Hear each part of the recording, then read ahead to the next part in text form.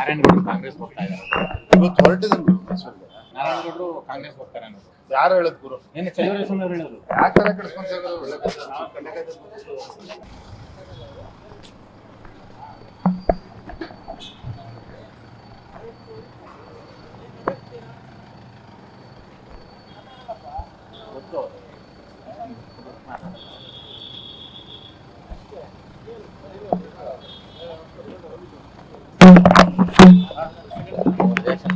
ನಾರಾಯಣಗೌಡರು ಕಾಂಗ್ರೆಸ್ ಹೋಗ್ತಾ ಇದ್ದಾರೆ.